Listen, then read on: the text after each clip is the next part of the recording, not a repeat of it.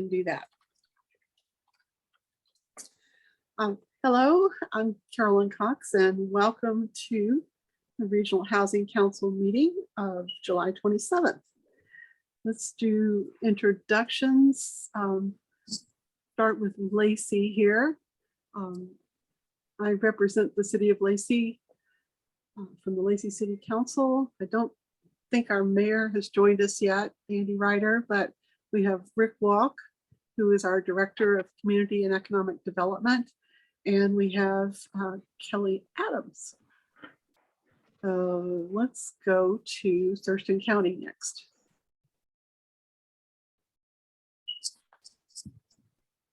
Sorry, I needed to unmute myself. Carolina Mejia, Thurston County Commissioner, and I am joined by, Hi. in the order that I'm seeing everyone, just in nostalgias, Keely Marino, Tom Webster, and I'm trying to see if there's anyone on the attendees list, and Megan Porter. Thank you. Okay, let's go to Tumwater. Hi, Michael Altauser, Tumwater City Council. I am joined by our city administrator, John Doan, as well as Brad Medrud from our planning department. And I believe we will also be joined by council member Joan Cathy, though I don't see her quite yet in the room. There's Brad. So Olympia. This is Danny Madrone, Olympia City Council member. I see Jim has just popped on, but I don't know if he's yet here with us. If he's not, he'll be here in just a second. And join with me are Darian Lightfoot and also Keith Staley for his very last meeting with the Regional Housing Council, I believe. Oh, there's Jim. Hi, Jim. We've got Jim Cooper. Hi there. And Thanks, Danny. do we have our Yelm representative? I didn't see him listed in participants. Okay. Alrighty, can I get an emotion to approve the agenda? So moved. This is Michael, I'll second. Okay. Any comments or discussion? Hearing none, all in favor of approving the agenda, please say aye. Bye. Aye. Any opposed? Motion carries unanimously. Moving on to public comment, I believe we have at least one person signed up for comment. Kelly, can you bring that person in? Sure, we have 2 consultants that were registered, but no one for actual public comment. Oh, I thought, okay, I misunderstood. I thought one of them would be offering comment, but My okay. apologies. No worries. I'm easily confused. Alrighty. Could I have a motion to approve the July? Well, is there anybody on the call? I guess we should ask who wants to make a public comment.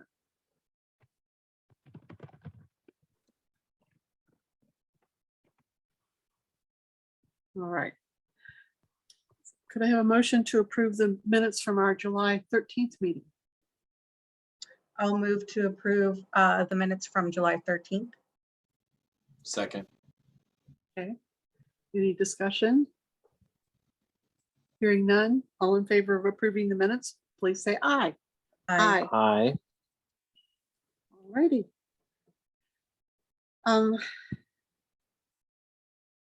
Kelly and Keely, have we heard from Josefina yet? Is she? Josefina is here. She is. Okay. Well, let's move to the Thurston Thrives new director, and I'll turn it to Keely. Good afternoon, Regional Housing Council. I am so pleased to have the privilege of introducing the new director of Thurston Thrives, Josefina Magana. She is here to introduce herself and for you all to meet her. So take it away, Josefina. Thank you, Keely, and good afternoon, everyone. I hope you're all staying hydrated. It is pretty hot out there. I just went for a little walk and I was like, okay, I had to move, but I have to drink water as well. So just letting everybody know, remember to drink that water and stay hydrated. Thanks for having me. I'll be short and brief. I know you'll have a good agenda to go over today. So Josefina is my name. I go by pronouns she, her. I am the new Thurston Thrives Director. I am happy to be in this role. I grew up in Lewis County. I lived in Thurston County for over 6 years and have been looking to be part of a community organization that can make long-lasting impact. And I'm just excited to be in this role. I can put my contact info in the chat if any of you want to reach out to me and we can talk Thurston Thrives. Some of the work I've done so far is meet with the different action teams that are part of Thurston Thrives, and I still haven't met everybody, so that's kind of what I've been doing for a little over a month, just getting acquainted. I am still a newbie, so getting acquainted with everybody and the work of Thurston Thrives and kind of mapping out where we're headed. We are going to focus on health equity, so trying to bring the different action teams under that umbrella as well is going to be a big component. And engaging communities that haven't always been part of Thurston Thrives as well is going to be another component. So happy to be here. And like I said, I'll put my info in the chat if you all want to reach out and have a chat. Thanks for having me. Thank you, Josefina. Would you be willing to take a question or two if anybody has one? Okay, anybody have questions they'd like to ask Josefina in terms of our growing partnership with the Housing Action Team or anything else? Well, I will just ask Josefina. We have been working with the Housing Action Team, trying to develop a stronger relationship with them. And so I'm just kind of curious how much you've been briefed on that and what, if any, thoughts you might have. On the relationship and partnership, is that your question, if I understand correctly?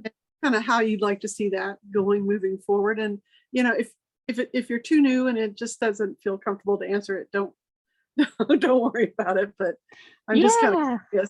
But no, I think a great aspect that I've been lucky to have is just learning about the history of Thurston Thrives. And I think it's so essential, right? Like we can't change an endeavor or shift it if we don't learn from the past. So that's kind of where I've been in the past month, just learning about all the different groups that are part of it and the partnerships and how it got started. And then just meeting the action teams and everybody that is part of it. So I'm a big people person. So that's been kind of my first priority, just getting to know everybody and how everything works and asking tons of questions. So that's where I'm at. Asking questions is great.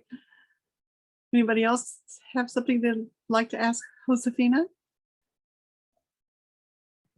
Danny. It's not a question. I just really want to welcome you to this work. And I'm sure that if you have any questions for any of us among the jurisdictions, any of us would be happy to sit down and talk with you, but mostly just wanted to welcome you. Great. Thank you. I'm just curious as to what the funding stream is that's supporting Thurston Thrives at this point. Is it the county or is it the chamber? How's the funding looking? So the backbone organization is the foundation, Thurston Chamber Foundation. We do have Thurston County has been supporting us as well. And definitely another one of the biggest roles will also be finding those resources, right? Who can we partner with and how can we find them so that everybody that is part of Thurston Thrives can benefit and the people that they help and serve as well. Thank you. Have you made a connection with Providence St. Peter Hospital yet? Not yet, not clear connections yet, but I think that there are stakeholders that we want to reach out to. Great. Mm-hmm. Thank you. Great. Anybody else? Seeing everybody on one screen here, so make sure I didn't miss anybody. All right. Well, Josefina, welcome and thank you so much for being with us today. It's great to meet you. All right. So we have Faith here, and moving on to the diversity, equity, and inclusion consultant presentation. Yes, I am unfortunately in unstable internet land, by the way, so I'm gonna have to keep my camera off for a minute. Kelly, Okay. it looks like Faith might be stuck in holding pattern somewhere. Okay, so I just promoted Ava. Faith is stuck in a holding pattern. Okay, I'm gonna find Faith's email and make sure she has the right link. Okay, yeah, she said that the message that she's getting is the host is in another meeting. Well, I'll work that on the back end here. Okay, thank you.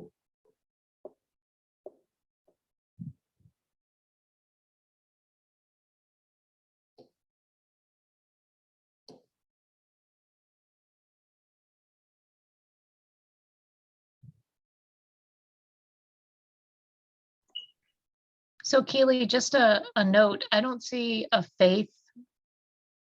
I have Janice and Ava registered for this meeting, but not Faith. So I'm wondering if maybe she has registered for the other instance. Okay, let me, So I will go to I'm gonna do some wizardry on the back end and try to find her in the other meeting and see if I can connect with her.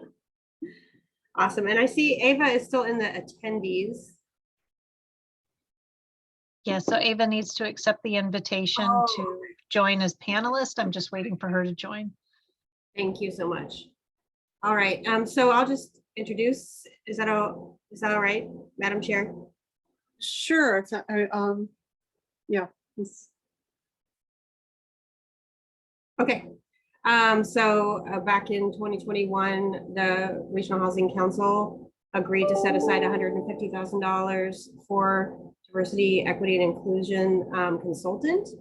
We issued an RFP in late 2021, and Confluence Consulting Northwest was chosen by our review panel, and then the contract was approved, and they've been hard at work. And so today they're just kind of coming in and giving a little bit of an update of where they're at, where they've been, where they're going.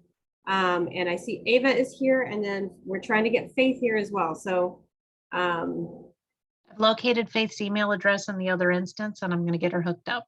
perfect. Thank you so much, Kelly. Really appreciate it. And Ava, we're so glad to have you.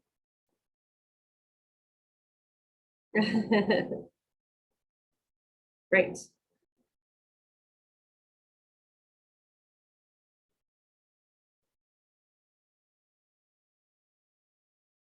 There we go.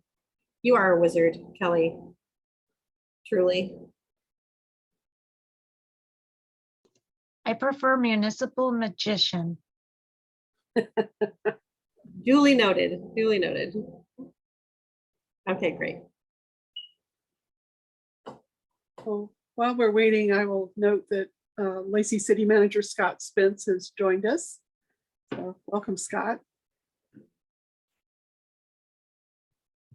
Great. We have Faith has joined us. So Faith Adicott from Confluence Consulting Northwest will lead us off in just a convo about where things have been, where things are going, timelines, etc. So sorry for the confusion, and I'm glad you're here.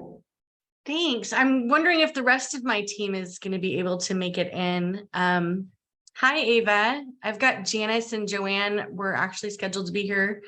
Do you mind if I send them that same new link very quickly? Hi, Danny. That should work if you send them the new link. I just saw Janice in the room and she disappeared. Oh, okay. Good times. Do y'all mind if we take a moment to make sure that the team is here? I'd love for you to meet them. That'd be Sure. I see Okay. Joanne and I'm promoting her now. great. Looks like we're all coming into focus. She's here but cannot see anything. You guys have a very technical setup here. Hey, Joanne. Joanne made it. And promoting Janice now. Awesome. Thank you so much. Okay. Yay, we're all here. So my name is Faith Adicott. I have met most of you, I think, actually at some point in another. Thurston County isn't all that big, so we meet each other here and there. I am the founder and owner of Confluence Consulting Northwest. We're a small consulting business working exclusively with nonprofits and small government to better public service and how we all connect. I have some slides to share. Is it all right if I do that? Absolutely. Great. Thank you.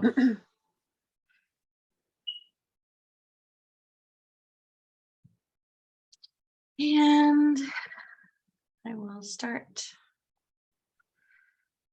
So the work that we've been contracted to do is to facilitate the design and build out of a steering committee of folks with lived experience of homelessness, whose racial and ethnic identities are overrepresented in the homeless count and underrepresented in the places where decisions are made.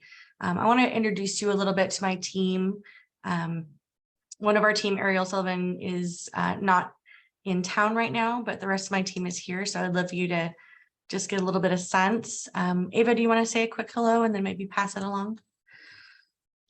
Hello, everyone. It's been a minute since I've seen everybody, so I'm glad to be here.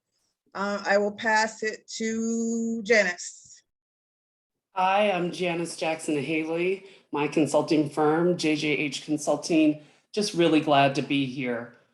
Pass it to Joanne. Thank you, Janice. Good afternoon, everyone. My name is Joanne Lee, and I use she and her pronouns, and I am with this amazing team. It's good to be here. Joanne also works for the Department of Enterprise Services at the state of Washington, so she is deeply embedded in a lot of the work going around in the region.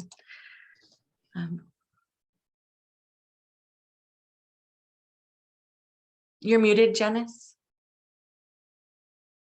Thank you. I appreciate the land acknowledgement that's typically shared at the beginning of this meeting. So I'm gonna assume it in fact was shared. We retained a copy of the acknowledgement and it's very thoughtful and comprehensive, and it's clear, you all know, it's a necessary practice and a way to really engage thoughtful reflection, articulation, and just naming of the lands we occupy, live, work, and exist on. Labor acknowledgements similarly recognize that, much of the economic progress and development in geographic areas or industry resulted from unpaid labor, enforced servitude. So as a team, we are considering the material and symbolic practices that acknowledge the land we occupy and unpaid labor used to build this region, the state, and country to get to and be what it is today. So we're doing our own work to research and better understand collectively as a team the violent histories and legacies of settler colonialism. And so we're doing the work to research and fully embrace what it means to share a labor acknowledgement, what it means to really acknowledge unpaid labor of those who frankly worked right up until the very end of their life with no rest. So having that grounding and mutual understanding as a team helps us really in the work that we're doing today with the steering committee project. So we do invite you to learn more. And what might be, I'm going to throw this out as a suggestion, research Charles Mitchell, who literally walked the streets of Olympia as a slave. I believe his history is both enlightening and heartening in some respects. And resources such as unpaid labor contributions, that website, and reading the works of T.J. Stewart really offer substantive information about the labor of not only enslaved Africans, indigenous peoples, and other people of color in the region and country. So want to share that, and I'll pop in the chat a couple of resources that you too can research. Next slide. Thank you, Janice, for that. I lived in Olympia for a long time and I never knew that, so I made sure I wrote that down. That's why I love being a part of this team. It's educational, collaborative, and has lots of yummy, good stuff for me to learn and to grow. So the background, the purpose of the Thurston County Homeless Crisis Response Steering Committee, why this is needed now. Part of this work we've RHC has done in May at the retreat, working on getting some nuances out, right? Figuring out what the North Star was and all those different things that you wanted to focus on.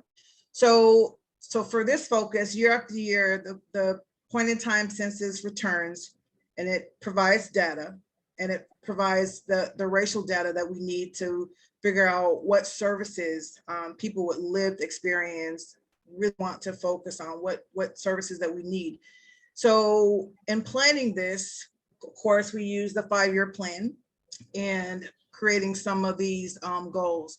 So before a new plan is made, Thurston County is living up to the promise as far as addressing, ensuring that we do have a steering committee in place, and then best practices for that steering committee.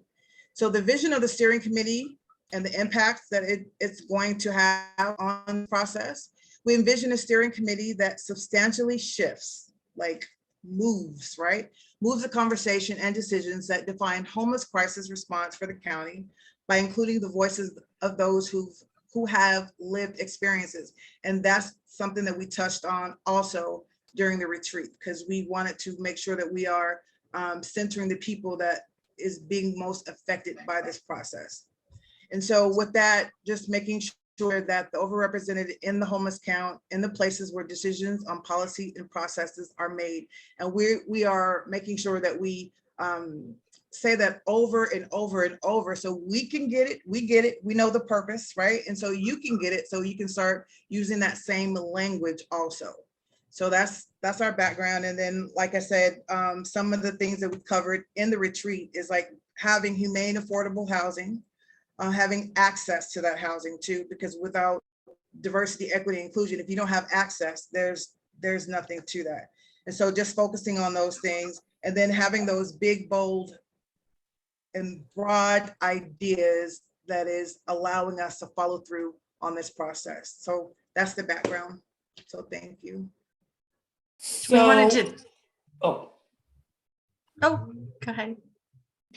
let me just take us really quickly through what we've done so far. So we've done extensive best practices research. You'll hear a little bit more from Faith about that. We created our own language style guide, Grounded in Equity, which really sets the standards for us to remain consistent in our use and reference of our word usage, grammar, tone, and point of view. It's an evolving document, but it's one that guides us in the work that we do. We've interviewed key stakeholders within the Thurston County HCRS, which has been invaluable. We've engaged an advisory board to co-create a stakeholder systems map to inform our strategy. And we had our first public community meeting last week to begin to socialize the work of the steering committee. And we wanted to share just a little bit. It's so important to ground in best practices. There is a lot of really transformational work happening throughout our region and throughout the country around this kind of work. We prepared a pretty comprehensive, probably more comprehensive than Keely was prepared for, best practices report that's available. It's, 18 to 20 pages of like really dense stuff. And so for y'all, we wanted to give you just a little bit of a sense of a summary of what we found. And what that really comes down to is kind of these two buckets. Like, first of all, people first. We're in this to work with and for the humans who share this planet and our communities with us. We are in service. We are here to honor the lived experience of all human beings. We're here to engage voices and co-create whenever possible. We're here to include thinking and people who aren't normally included, which is, kind of why these things are necessary in the first place is, getting new thoughts into these places where decisions are made. It's very important in this work that we acknowledge and name the legacies of racism, which is part of the labor practice that Janice has done for us, the labor acknowledgement that Janice has done for us today. It's important in that to commit resources to support those people, right? And then using healing-centered approaches, we did a little bit of discovery around the context of trauma-informed care and the idea that's emerging now that trauma-informed care doesn't quite go far enough, because a person is not just their trauma. A person is a whole person with a whole life, and that their healing and getting into restorative spaces is central to moving forward in any really positive way. The second bucket there is really about sharing power. This one is a sticky wicket. There's a great quote that we put in there that it's one of those things that it sounds good in theory, but folks have a much harder time doing in practice. We tend to get stuck in, well, this is how these things work. And, we tend to have a lot of lean back into hierarchy and these really straight lines and, these some people know more than other people. And I think it's one of the things that we need to talk about at every intersection and decision that we make as we're building this process. We need to be thinking about ways for the committee to actually influence decision making. If we spend this time and we do all this work and we bring these folks into space and they're not allowed to actually touch anything or have any effect, that's not great. That's not great for our community. It certainly has the potential to re-traumatize folks, and it's something we have to be very careful about.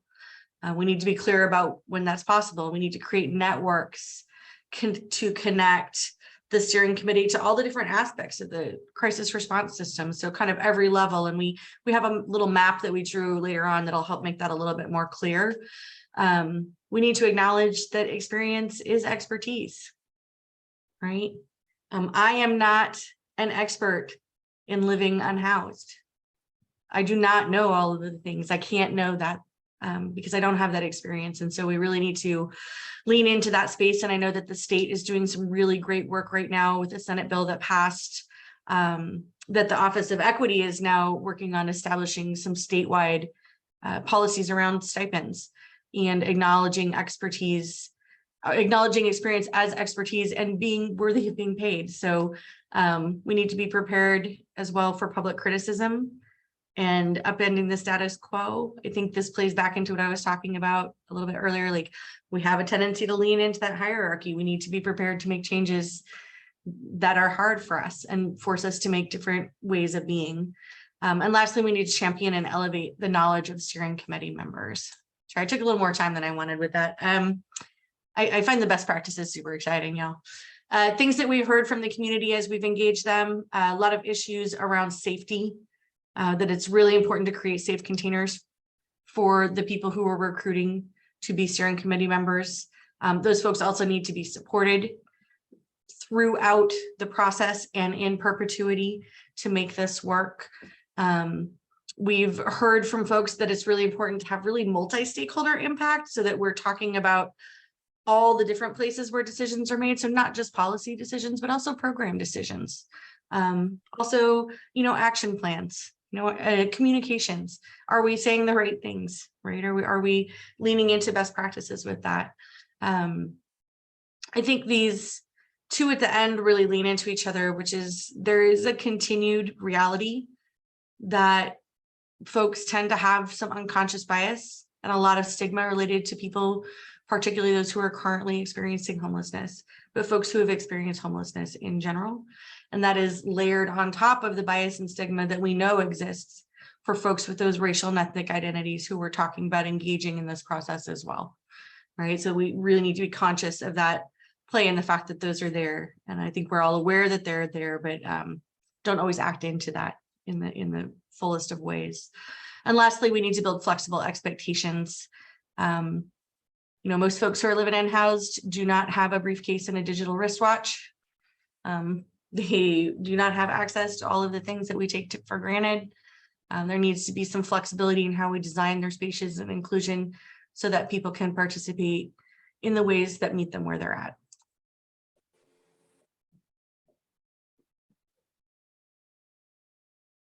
I guess it'll be nice if you hear me.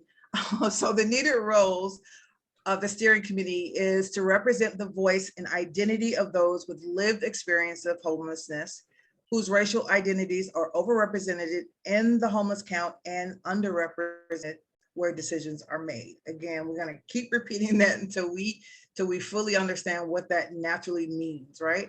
So attend meetings to inform Thurston County homeless crisis response systems planning, and also provide requested input at select community stakeholder meetings, which is one of the Regional Housing Council, the Housing Action Team, or any other meeting that has that community involvement. And also participate in review of key policy and program changes throughout the year. So the partner role is to support a steering committee member or steering committee in general in creating a safe environment within the team setting that honors, recognizes, and translates the wisdom of lived experience into tangible input for the county. That part is really, really important because one of our focuses is respect. So with that support, they're also colliding with respect or meshing with respect, just being understanding of that person has knowledge of the system, has knowledge of has an understanding of what they need, right, from this whole process. And also to attend meetings to aid the steering committee in informing Thurston County HCRS planning, and also represent the steering committee interests at meetings, again, Regional Housing Council, Housing Action Team, and others. And then also facilitate review of key policy and program changes throughout the year. And this role is for a year unless it's extended, year by year. So that's that for that. So thank you. And the ingredients for success on this is being able to establish clear goals and purpose. And that is an ongoing thing. We know it's going to be forever evolving as time changes, things change, so policies and programs change also. So elicit buy-in from key community stakeholder groups. As Faith mentioned, we have like a huge list of all the stakeholders that we've considered and have literally talked to. Talked about what their needs are for their organizations, how the steering committee member or the steering committee in general can help them kind of have some more clarity about services, programs and things of that nature. So that, I think that's going to be really, really helpful in this process. And also to create optimum conditions and remove barriers to participation. Also formalizing steering committee role and responsibilities, which we are doing now, and that's evolving as we speak. New things come up every day. ID process to intersect with decision makers. Again, having the community focus and all the organizations that literally have boots on the ground. I've learned so much through this process. There are so many organizations within Thurston County alone, boots on the ground, getting things done, and really basically empowering themselves to be of service to other people. So that's been a beautiful thing to understand and to witness also. And then empower the voice of lived experience people. So that's our focus, and that is going to be the ingredient for success. So again, thank you. Yeah, and I'll go quickly through this. Just what we were talking about is having this impact throughout the system. Like when we get into it and we did all this work to map it out and really thinking about the kind of chain, we're thinking about those folks with lived experiences really being at the heart. They're the people with the most knowledge about something that most of us haven't experienced. And that their direct connection is those folks with on the ground advocacy, folks in the growl pipe, folks who are doing, and like OLIMAP, who are doing outreach. Then with people who do programs, right? How do we then connect, from lived experience to those on the ground trusted folks to the people who are making program decisions and including people in programs? How do we then also connect to local jurisdictions and then to regional jurisdictions, which is you, right? So the people in this room really represent that larger container that holds so much of what's possible in terms of making changes in this county, and really having a way to connect you across these spectrums to understand and include voices in making the decisions that you make that are so vital to the health of our county. And so we're not going to just talk at you because we want to hear from you as well. And our reflection question is really about starting to answer the question about how can the voices and wisdom of a lived experience steering committee really benefit the work of the Regional Housing Council. I want to first do a time check to see if we have time to go into breakout rooms or pair and share and come up with some ideas, talk about this a little further and then bring it back to the larger group, or do we want to stay together? I'm not sure what kind of timing we have. Well, we have until 5 o'clock for this session. So, and it's 4:38, so we've got a little over 20 minutes left.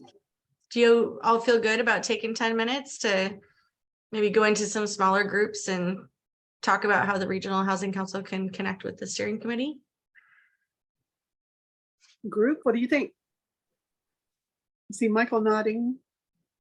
Carolina's nodding. Okay. Yeah, I'm okay with it. Though I think that's what we spent our retreat talking about. So I don't know if we I don't want to override it if we need more work, but we clearly have said we need this and we're looking for the model of how to make it work. So I just want to make sure we're having the right conversation. I think, Janice, you can jump in if you want. I'm thinking, Jim, that the question is a little bit different than, hey, do we need a steering committee? I think the question is, how is the Regional Housing Council going to include the steering committee in the decisions that you make? Is there a mechanism? Do you have an idea for how you would invite that feedback in, what that looks like? What that commitment is? Okay. Yeah, I'm happy to talk about Does that make sense to you? Yeah, no, it makes sense to me. I think Okay. that's the org chart I'm waiting for from our staff, but let's talk about the details. I like it. Cool. Also, congratulations on your new puppy. Very cute. Thank you, Faith. Yeah. Janice and I are dog people. We got you. Totally dog people. I'll get distracted. So we're going to do a pair and share. You're going to do threes. Let's do what do you have? threes. Okay. And I'm happy to be in a room as well. Yeah, Carolyn, you can send us off with that too, if you'd like. Or I don't know who is our mastermind. I assumed it was. I think Kelly is our. Okay, Kelly. Thank you. Are we doing breakout rooms? Is that what's happening? Yeah, can we do breakouts of 3 for, let's say, 8 to 10 minutes? Yes, I need some adjustment on that. So we're not prepared for that, nor are we prepared to record all of that. So I apologize. I thought this was just a straightforward. It's okay. It can be. We can, if you'd prefer, we can just have some conversation in this room if that's easier for making sure that we're recorded for the community. Danny? I don't think this group is too big for us to just have that conversation among ourselves. And sometimes when we break up into groups, you miss part of the ideas that come about. Context and yeah. Well, great. Well, let's do that. And what I'd ask is, as we contemplate and share, how a steering committee of this type could really benefit the work of the Regional Housing Council. Let's just popcorn about, and not picking on you at all, Jim, but it sounds like you already have a few ideas you might want to share, or there may be others in the group that might want to start us off. That's what I get for opening my big mouth. I'm No, happy to no, start, no, it's Jen. okay.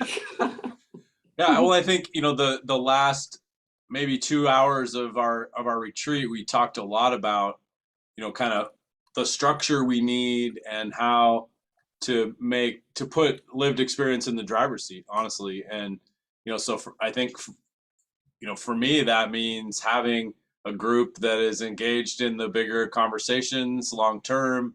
You know, they have they're a representative group of our community that we're talking about in this work, right? So that would mean they're heavily weighted toward folks with, you know, that lived experience of homelessness for sure, and other housing insecurity. And I think the most important thing is having a really strong back and forth and power structure, as you talked about earlier in this. And I think my camera's frozen, but my audio is working. Is that correct? Yep. Okay, so I'm going to turn that off. And then, you know, so a power structure that works in government. And I think that's the biggest challenge, right? Like, how do we do right by public records and public meetings, and have the power dynamic we need to make sure that this work is us blessing recommendations from experts, whether it's about funding or programmatic decisions and policy, and really maybe our meeting becomes the shortest one, honestly, like in a vision that I'm hoping for is, you know, staff and other experts that sit around a table that have that lived experience bring amazing recommendations that we know are well vetted, because those are the experts. And gosh, that's hard for elected officials. I know that for a fact.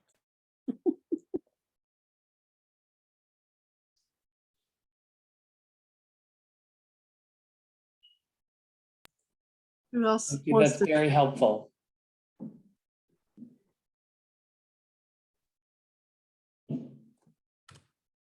Anybody want to go next? Michael? Yeah, I guess I would echo some of the pieces that Jim touched on. In particular, when I think about, you know, kind of the day-to-day, the duties that this entity conducts, and essentially the decisions that we make are largely to endorse the recommendations that come before us, or to make slight changes as we have done in the past. And I think, like, it makes sense when you're looking at the power structure to assign the ability to influence that as soon as possible in the process, because that then aligns with having the most influence over the final recommendations that are made. So, you know, it's not very common that this body receives a set of recommendations for what we fund with whatever pot of money that has whatever strings, and then we decide to go in a completely different direction. Like, I've been on this entity since its inception, and I can't think of a time where we got a recommendation and said, yeah, we're going to go in a different way. So I think, like, whatever structure we settle on, so long as we build that influence of lived experience in from the very first meeting, then I think it has the best chance of being honored throughout the entire process. So I think that's what Jim was saying too, is that, you know, when we have those bodies that come up with those first sets of recommendations, that we build in a feedback loop and seats at the table for people doing the work, for people experiencing living outside, that, you know, we incorporate that from the very beginning, because that's honestly, I think, the most likely way that every decision down the line will be influenced by that feedback. Okay, thanks, Michael. Danny, did I see you start to put a hand up, or was that just wiggle? Just lean forward, that's all. Listening Leaning. in. Okay. I do have a question though. You know, some of the conversation we had toward the end of the retreat, which seemed like something that we needed to dive in a bit more on, is the definition of lived experience. Because what I recall from the King County organization is that their definition of lived experience was anybody who has experienced homelessness at some point in their life. And one of the breakouts that I was a part of for the retreat, you know, we talked about how, you know, someone experiencing homelessness once in their life may not have the same perspectives as somebody who faces chronic homelessness today. So I think that's something that we'll need to be very clear on. Good point. Thank you. We have our tech team working on governance for this group moving forward. And I would hope that interface with the steering committee on a regular basis could be built into what we're talking about here. And I think once the committee is put together, I would really like to invite them to a housing council meeting. I'm, you know, not quite sure how we would facilitate that. There's obviously details to work out, but I think it's important, as has been stated earlier, to get off to a meaningful and committed start to this. Thank you. Who Carolina? else? Yes, thank you. So I agree, right? A steering committee definitely having, helping us with the policy and funding decisions is definitely a big part of it, but I think it goes farther than that. I visited the Wheeler and Nickerson site with one of our local organizations, OLIMAP, and I talked to many of the people there, many of them who were people of color. And one of the things I really heard back was like, we are a community here and we're going to be separated, and that's not being taken into account. And so I think considering the trauma that we're causing with different policies and decisions is also a big thing that we need to consider. And how we're, you know, sometimes we're not trying to create this trauma in some of these folks or distrust, but in a way, sometimes that our policies are made and not having those voices on it, sometimes that can have that alternate effect that I think will be very valuable to have that steering committee with us. Thank you. Yeah, I mean, I think one thing that we've heard as well and throughout this is, you know, the depth of unintended consequences, right, is big. And we're in these complex systems, and especially, you know, again, like we don't know what we don't know about experiencing this stuff until we ask. And this is such a wonderful opportunity that the county is setting up to have room to ask. I'm just de factoing. Danny and then Keely. Well, what Carolina was just talking about just sparked another thought for me, and that is the scope of this group and the scope of what we would ask of a steering committee. Most of this group has been talking about the structure of this group and how we get funding out the door, but there's been a lot of conversation around potentially, you know, working together on housing policies. And so I think that is another, it's just another thing that we need to get clear on, like what we intend to do as a group, and where the steering committee can help support that. And as we move forward, what kind of staffing needs a steering committee would need to be successful, like how people are onboarded and oriented to the work, how they receive the materials they need so that they can contribute fully, whatever stipend we might provide for them. There's so just thinking about some of the mechanics and resources needed for it to be successful. Thank you, Danny. All of those things are on our list. And some of them we've done some substantive work on already, and some of them we feel need to in part emerge as folks are nominated into the system. In terms of like things like scheduling. When do we schedule a meeting? Is virtual more of a barrier, or is in person more of a barrier, right? Those things are going to have to be determined in part by the folks who are participating. And we're trying very hard to model what we're talking about here in terms of honoring the voices of those who are coming into the group. Keely? Yeah, my internet started tweaking out again. So I'm sorry, I don't have my camera on. I apologize. But one of the things that comes to my mind that is a concern of mine is take, for instance, the right-of-way initiative out of the governor's office and I called them out on it, actually, the Commerce, that time and time again,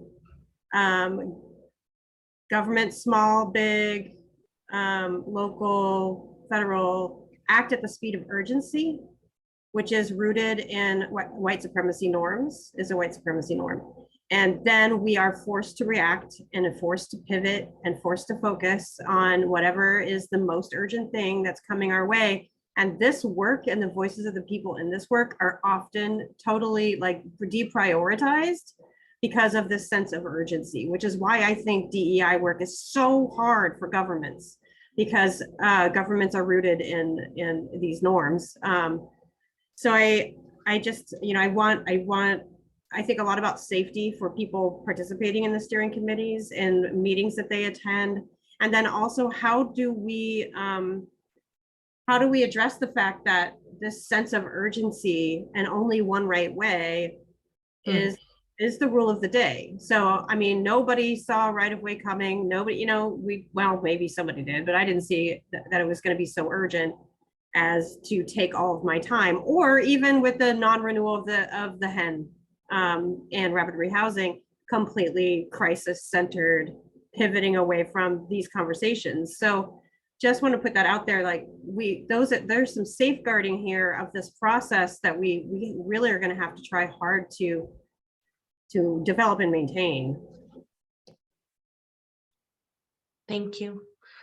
We have just a couple more slides to finish out. We would like to share a little bit of next steps with you and kind of what's ahead, Danny, to lean into some of that, bigger stuff.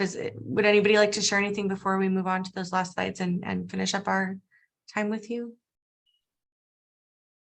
Cool.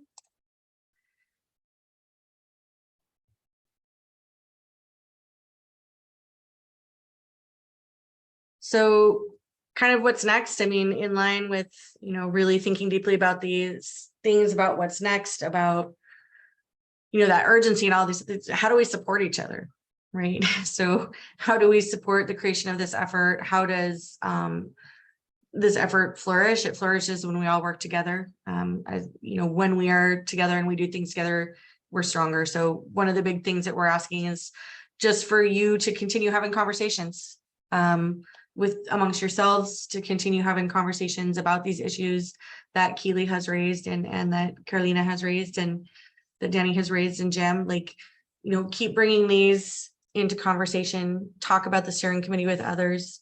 We have just completed a nomination form for folks to nominate people to the steering committee after some kind of iterative, thoughtful work with Keely and Tom and their team. We felt that nomination was a more egalitarian and better way than something like an application, which is a barrier and feels exclusive. We invite you to continue to provide feedback and input. Our last slide here has all of our individual email addresses.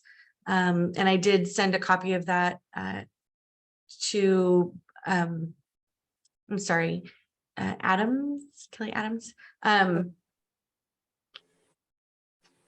to share with y'all if you would like it. There's a copy of these slides if you want to go over this information in more depth. Try to seek synergy. Like, again, how are we together? How would your organization like to intersect with the steering committee? I think you guys already have a ton of thoughts on that. So we invite you to build a relationship. We will be having an event that Joanne will share a little bit more with you in a minute. I think you're already championing the spirit of this work in the community. And then just go ahead and, again, with feedback and recommendations that the steering committee makes, use those whenever you can. Just the invitation to really listen and to really be a partner is something that we think is really vital. And on this slide, we just wanted to share with you our timeline, our overview of our timeline of where we have been and where we are and where we're going with this for the rest of this year. So as you can see in this, where we are now, in this with that little star right there, we are continually building those relationships. We are here to get your support, to also get your buy-in and attending some of those public meetings. So we appreciate our time here with you and just really gathering some of the inputs and some of your thoughts regarding this effort. And then, as you can see, we, as Faith mentioned, we do have a couple of things coming up here, and that would be in the next slide, Faith. So we will be sending out a nomination form to you next week. So you should see that coming from Faith. And then again, we do highly encourage you to please share the link or the invitations to your networks. And then we will also have an opportunity to have an in-person gathering, a public community meeting, which will be held at the Olympia Community Center on August 16th from 2 to 4. And we will be able to send you some more details about that. And then, as Faith mentioned, we do have our contact information on the very last slide of this slide deck here. And feel free to contact us anytime if you have any questions or just want to know more or want to engage with us with this continuous relationship. We are looking forward to connecting more with you. With that, I'm handing it over back to you, Faith. Hey, Jim. Thanks all for your time. I think we're happy to answer any questions right now. I know that we're at time that actually worked out pretty well. Really an honor just to be in this project at all, both with the amazing team that I work with and in community with the folks at Thurston County, and then of course all of the work that you all do. So thank you. Can I just make a quick comment?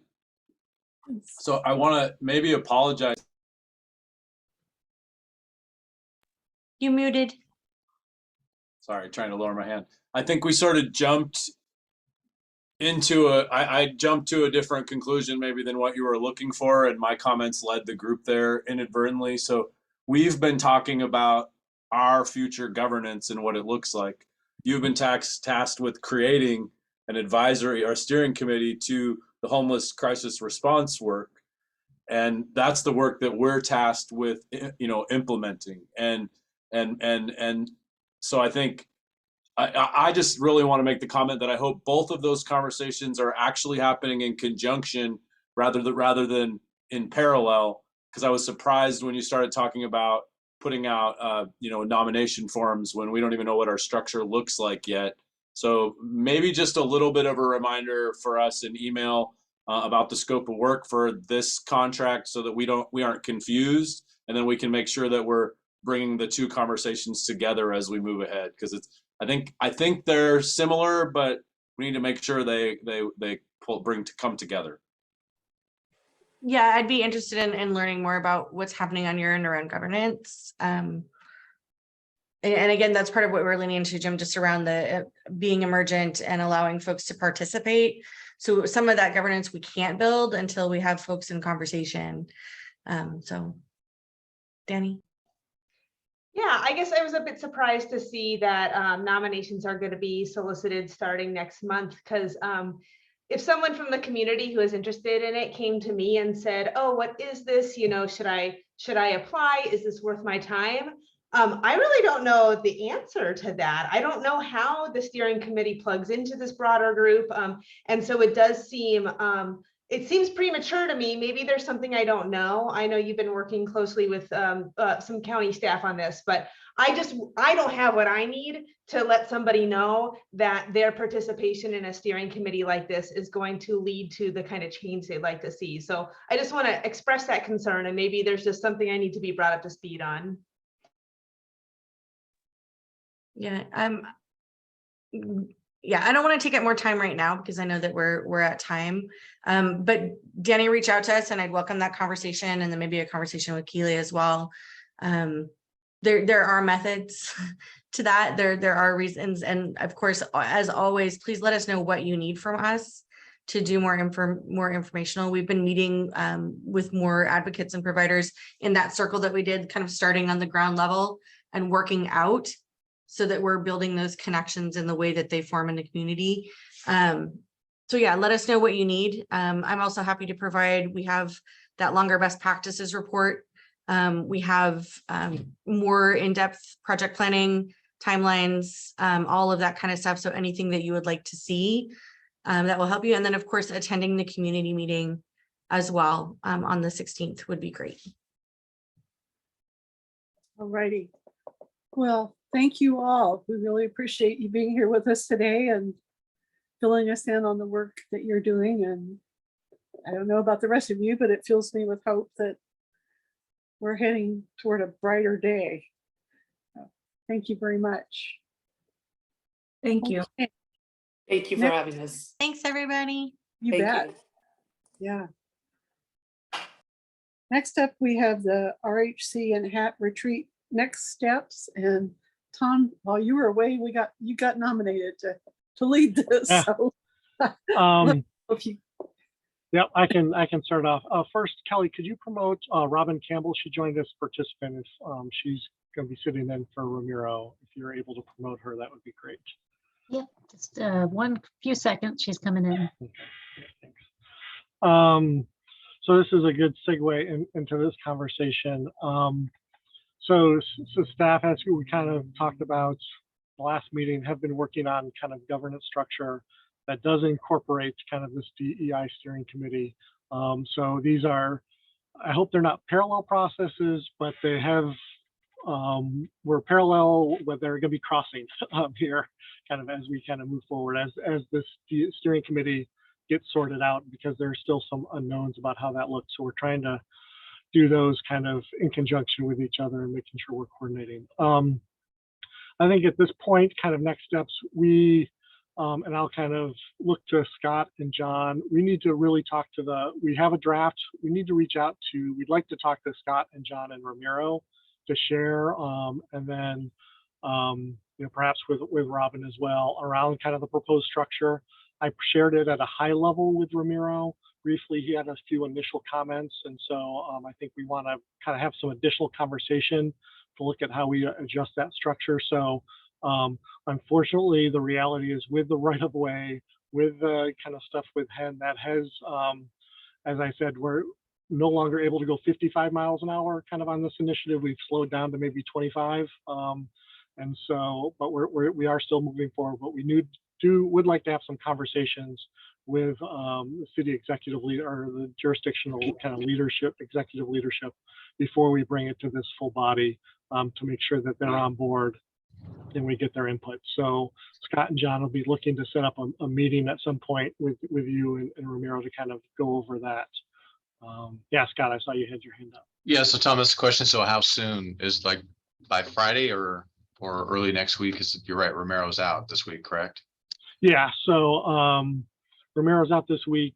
So, you know, I would hope before the next RHC meeting, so we could, you know, so we can bring it forward to the RHC. So just having a hard time getting it scheduled. I know I reached out to Nicole to try to get it on your weekly schedule around. It's been hard to schedule. Tom, one last question. Is there a decision point that we need to do something on Friday or by Friday? That is related to the right of way. So that's kind of our next topic of discussion. So this is separate for the governance structure It's Okay. really sharing you with this document, kind of our thought process, getting your input, see what kind of tweaks we need or any kind of suggestions you have before we bring it to this group. So the right-of-way discussion, which we're going to have next on the agenda, there are some other decision points. So, but that's a separate topic. Okay. That makes sense. Do we know, is Ramiro around on Monday? No. No? I think he's out all next week. Romero is out next week as well. Oh, okay. So I don't know if there's time the week of the 8th, I believe, is he's back. And I know in talking with his assistant, that week is pretty booked up for him. So just scheduling has been a challenge. So, but we're excited. I think we have a pretty very high level. So a little bit of background, we have a high level kind of proposed short-term or intermediate term organizational structure for moving forward, with a plan for moving forward on developing the longer term kind of vision for the RHC. So we are proposing kind of a short-term kind of high-level structure with some additional work. Once we have kind of buy-off on this high-level structure, there will be some work that's needed to kind of fill in some of those details, do some of the work around the steering committee, around some of the proposed groups, you know, kind of roles, responsibilities, fleshing those out. But we want to make sure we have agreement at the 30,000 foot level or so before we kind of move into those details. But I think the tech team is pretty excited about kind of our basic structure. May need a few tweaks based on input from Scott, John, and Ramiro.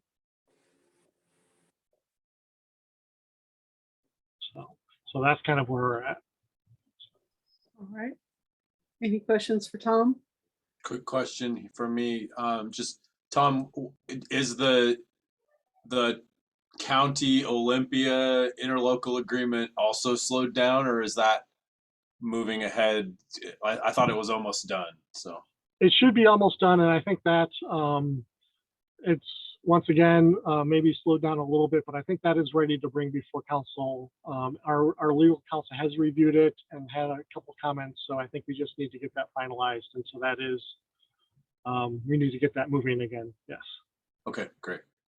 Yeah, and I know in our transition, you'll probably need to work with Keith or with Jay and with Rich Hoy a little bit, who's going to be filling in for Keith. You might already know that.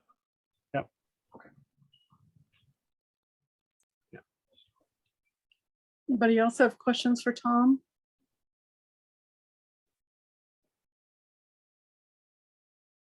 Okay. Thank you and welcome back, Tom. Thanks. All right. Let's move on to the right-of-way update, and that would be Keely, Jacinda, and Darian. Who wants to run point on that? I'll start us off, Carolyn. Okay. And I will invite Keely and Darian to chime in on cue, as well as Tom. So just a reminder to everyone, or kind of, I guess, a little bit of a background. In early June, the state came to us and asked us to work with them in partnership to relocate households, individuals in state rights of way that the state identified. So staff from Olympia, Thurston County, well, tech team staff, we've all been working very hard and long to be responsive. And the 21st, July 21st was our deadline for submitting our proposal in response to that right-of-way initiative that outlined what we were asking for, funding and activities to do that relocation work. So if you recall, that proposal, it was successfully submitted. You all saw a draft at some point, and I believe it was Monday. I think it was Monday. Commerce got back to us with their initial response, and Darian has been great with reminding us to celebrate So we actually did get a pretty good response back, and we requested about 55 million. And again, that was a wide range of activities from shelter beds at Interfaith Works shelter beds to outreach, the hotel vouchers for those fleeing violence.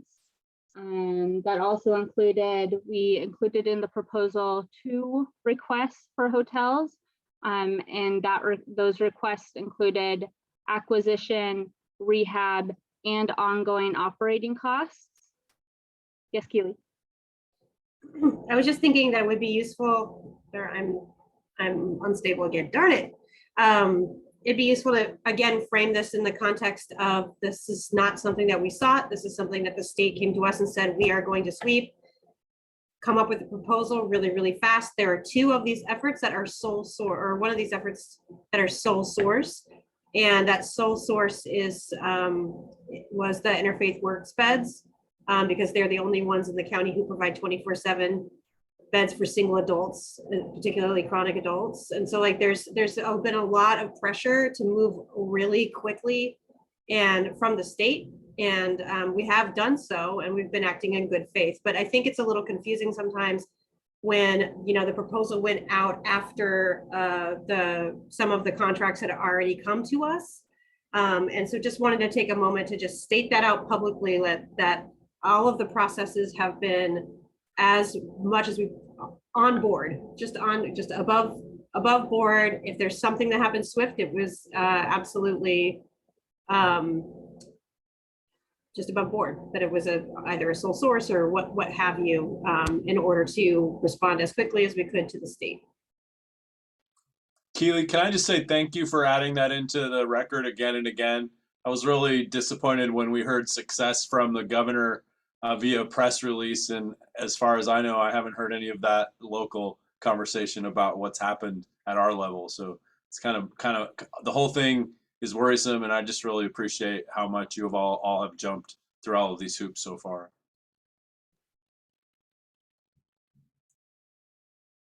Thank you. Sorry to interrupt, Jacinda, but I just wanted to make sure we got that out. Yep. So we had the Interfaith Works beds at Unity Commons. We had the outreach work.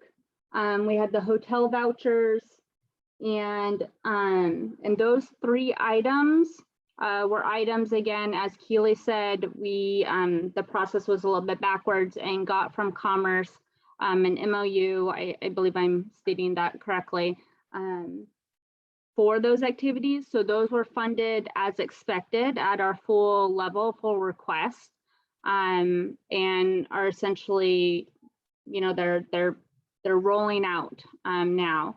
So the other item that was also included in that proposal was the tiny home village at the Franz Anderson site. So that again was a site that was purchased by Olympia and Thurston County.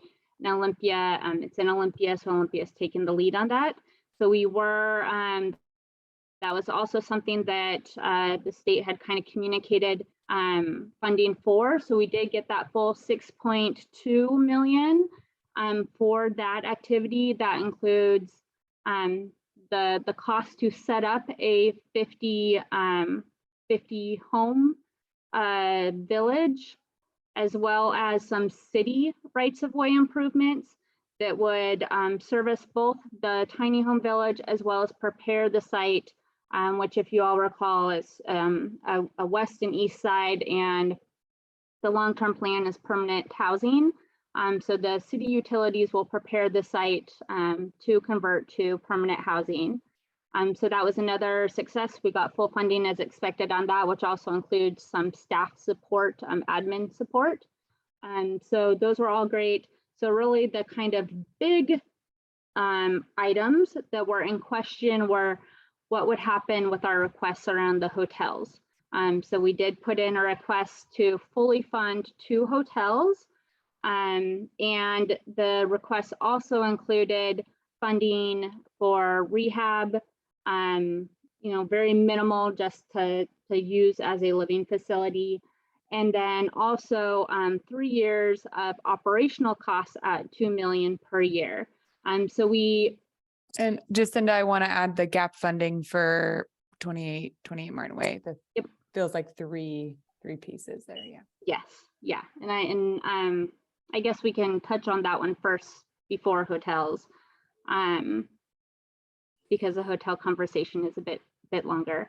Yeah, so we had also put in a request to close the gap for Lehigh's 2828 Martin Way project, which will be constructed just next door to the existing Unity Commons.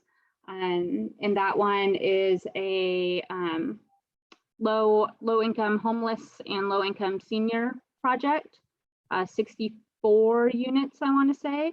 And this is one that has a significant amount of leverage locally already, but because of the economic conditions, was experiencing still a gap of about 2 million. So the state has agreed to cover that 2 million gap. So that's also great news. And I do want to note that this group last fall, I think, agreed to provide up to 1.7 in our combined 1406 funding. So that 1406 funding will still be needed. So this 2 million gap was above and beyond that. So the state funding, our 1406 will still be needed. And then the state funding was also, they agreed to cover that for 2828 Martin Way as well. And then again, the hotels, which had the kind of biggest price tag with acquisition costs, rehab costs, and then ongoing operating costs. So the state did come back and said, the good news, they are willing to fund a hotel. The bad news, they are not willing to fully fund that hotel, and they are not willing to fund both hotels. Though they did make sure to note in the response that they did appreciate that we asked for both. So we will, they have presented to us up to, 15 million to be applied toward acquisition and rehab, if we so choose to do that. And then 2 million for 2 years for operating costs. Again, the conversation around the hotels are that the immediate, there'd be immediate housing dedicated to those exiting the right of way with a long-term conversion to permanent housing. And that long-term conversion would require additional resources that are not part of this application process. So just to know that as well. So we did get funding for one hotel, and we did get most of the funding that we requested for one hotel. So that's great news. But that does kind of leave us, that leaves us with some next steps. And before I kind of hand it over to Tom and Keely, maybe to cover next steps, want to make sure that if there is anything, if any questions about the activities themselves that were proposed are had, before we kind of move on to next steps, probably now is a good time to answer those questions. Yep. Okay, anybody? I have just one question. Can you connect this hotel conversation with the one we've been having for more than a year? I was under the impression that we were working towards securing 2 hotels, one being the OYO that's very public, and the other one being a partnership between Lacey and the county with their ARPA dollars. So does this make it 3? Just so I'm understanding things? So whoever feels like weighing in, please do so. It was my impression that OYO was not necessarily something that this body would acquire, that we supported. That was other funding. Okay, yeah, good reminder. Yes. Yeah, we had issued a letter in support of that, but not something that we ourselves as a regional body or individual cities were looking to acquire ourselves. Okay. So then this would make it one funded by Commerce for the right of way and one funded through the previous conversation, at least the capital acquisition, but we hadn't secured or known where the operating money would come from, or the partnership between Lacey and the county. Am I remembering that right? So one hotel, and I acknowledge y'all that it becomes a little bit difficult without like naming the hotels, but want to acknowledge that these are not done deals. There's a purchase and sale agreement, and that is held with a partner of ours. So it isn't something, you know, that the timing is right to kind of disclose exact locations. But one hotel is funded will be funded through the right-of-way initiative. The second hotel, should this group choose to pursue that acquisition, will need some next steps, and that will kind of be the next thing that Tom and I discuss. But the question, I guess, to this group now, before we move into that next discussion, is if there's any questions or comments or concerns about the proposal itself, and what the state has sent back to us, or any of those activities. Now would be a good time before next steps are discussed. Michael? And then Robert. For the service dollars for the hotel, our ask was 3 million a year for 3 years, and they said 2 million a year for 3 years, or 2 million total over 3 years. We asked for 2 million for 3 years, 2 million per year for 3 years. Okay. And they gave us 2 million per year for 2 years. Okay. Which sounds problematic, but please remember that the goal was to convert to permanent housing. So essentially, you know, we can choose to convert at whatever point we decide to convert. And when you, the idea of when it's converted to permanent housing, that there would be a rent, you know, charge of some sort that would essentially be applied toward operating that facility. Yeah. But you're talking about permanent supportive housing, not permanent private market. Yes. Yeah, but we're not going to get $2 million a year in rents out of a place, would we? No, the operating costs, the $2 million operating cost is associated with the immediate use. So some that would include staff, on-site staff, site control staff. That would include behavioral health staff. So some of those immediate needs for that priority population of the right-of-way households that are being served by that hotel. So that is a higher operating cost than what would likely be seen for a permanent supportive housing operation. Yeah, and I would like to add that we received pretty consistent affirmation from Commerce that they are invested in operating support in future years, that this was the amount of funding they have to allocate at this time, but similar operating pots of money will be available in future years for us to apply for and leverage. That it was harder to allocate capital in this first round, but they foresee more operating cost support in future years. Okay, thanks. Who else? Anybody else have a question on that? Robin, that's right, sorry. Okay, thank you. And thank you for allowing me to join you this afternoon.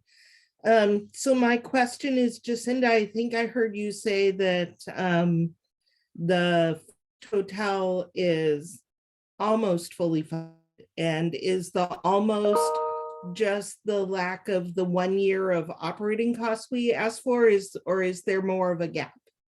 Yeah, so we had asked for 15 million to acquire the hotel and another 5 million for rehab for immediate use. And they have allocated 15 million. So there would be a need essentially for funding for the rehab portion. That wouldn't actually be that full 5 million, but it would be a few million, yes. Okay. Anybody else?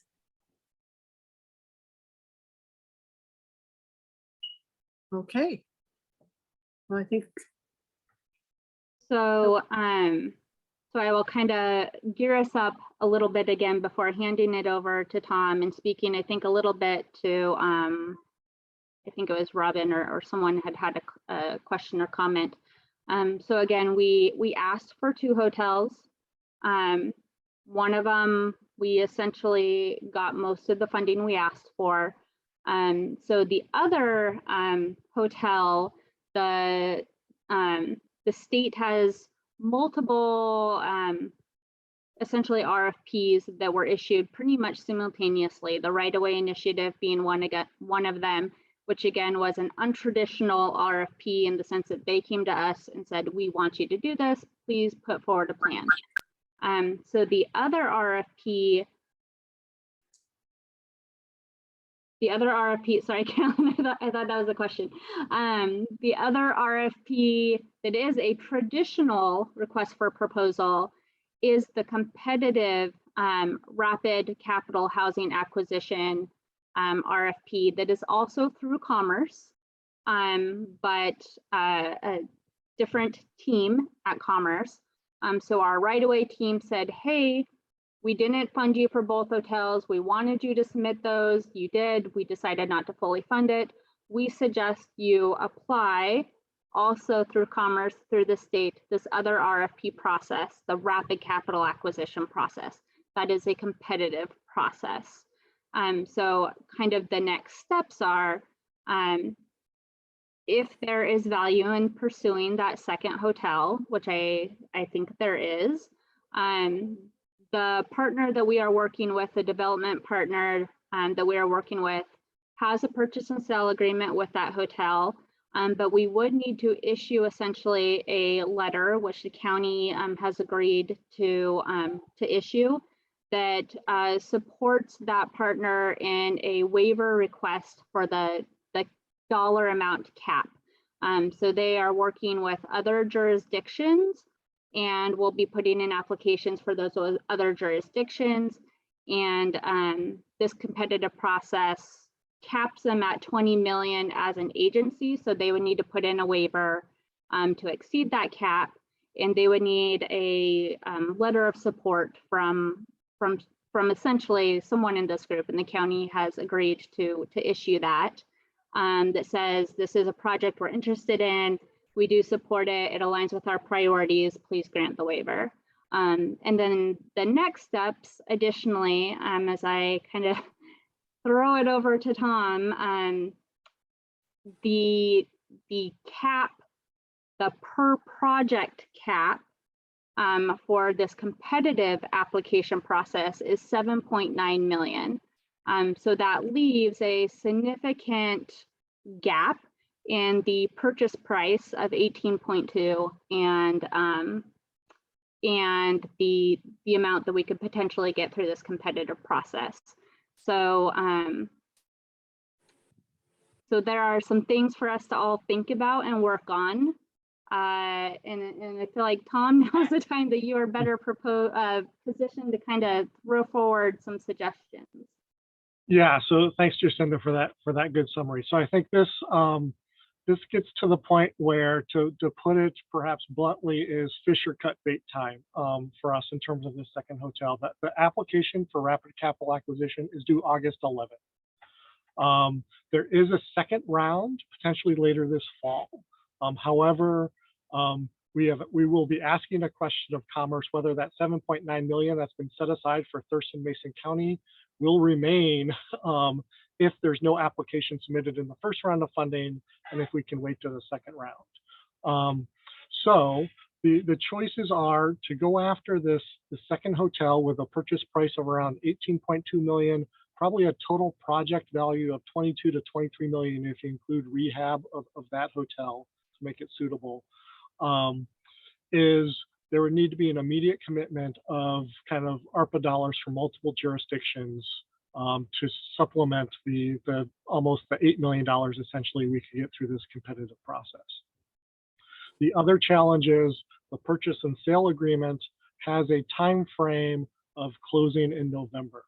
Given when we expect to hear back from the rapid capital acquisition RFP process leaves very little and probably not sufficient time to then close that hotel in November, which puts the developer in a really tough position to either have to ask for an extension of that closing date, which either increases risk and fund and costs to add to that escrow, or it risks the owner of the hotel walking away and saying, you know, I've given you several months. If you can't, I want to close by November, I'm ready to move on to someone else. So it puts us at, if we do not, there's risk. And so it's also a huge lift to prepare this substantial application by August 11th, which would need commitments of both the acquisition as well as future operating costs. Because we do not have money from the state under ROW for operating costs, there would also need to be a commitment of operating dollars kind of over the next 5 years for this hotel. And so those would need to be identified as part of this process. So, you know, staff is ready to move forward to supporting this developer and preparing the information necessary to submit the application. We think there is, if there is kind of jurisdictional political will, sufficient ARPA dollars to pool together, perhaps including the home ARPA dollars as well, to meet the budget, but it requires some, to be honest, immediate political will and from really all the jurisdictions to make this happen in a really short time frame. And so kind of want to kind of bring that to your attention tonight and then get your direction. You know, is this something to take back to your councils? You know, what is the thought? You know, staff are ready to move forward and make this happen, but we're looking for kind of the support from each of the jurisdictions that is necessary to move forward in a incredibly short time frame. And staff, we don't want to kind of expend that time if at the last minute the local commitment is not going to be there for those funds. So Tom, that look like MOUs to commit the ARPA funds? Yeah, so what it would be letters of commitment for the full funding. So it would be a letter of commitment from jurisdictions of ARPA dollars. Okay. So how confident are you that the funding will be there next year if we were to wait? I think there's opportunities for whether this funding, there's also Alpha Health and Home, which is another source of funding. I think the risk is the hotel will not be there if we wait. I think it's almost a given, and I know we can't identify it, but my understanding is this one that would need less work because of the nature of the hotel it is, that it already has more. It might need less rehab work. It would need, there's community engagement that is needed. Gotcha. Okay. Couple Well, questions. Yeah. Okay, so just so I can make sure that we're all tracking the same numbers, Tom. So on the second hotel, there's a $10 to $12 million gap if we get the 8 million from this grant that's due in a week. Is that right? Correct. Just for capital. Yeah. And then additional, what, 1 a year to operate it? Correct. Okay. So we need to come up with $10 to $12 million right away, and we need to come up with 1 million a year for operating as soon as we can, or maybe right away, at least on paper. Correct. Okay. And how much is remaining from the cities, the Olympia, Lacey, and the counties set aside from ARPA for a project like this? So for the county, and Robin can kick me or correct me under the table, is the county set aside 9 million of its ARPA for affordable housing projects, is my understanding. No? Okay, go ahead.